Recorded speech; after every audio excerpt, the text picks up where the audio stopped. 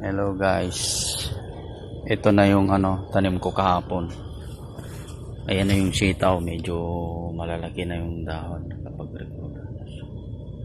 Tapos ito yung tinanim ko kahapon, yung patula. Ayan, na siya, nakapag-recover na siya. Maganda yung niya, sibol niya. Ayan ayan.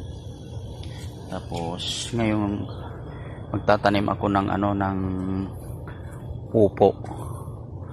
Tatanim ko na yung upo. Saka ito yung sitaw.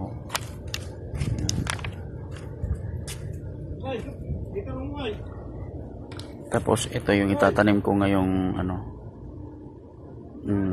upo. Diyan ko itatanim. Diyan. Saka yung kalabasa. Saglit lang, i-prepare ko lang.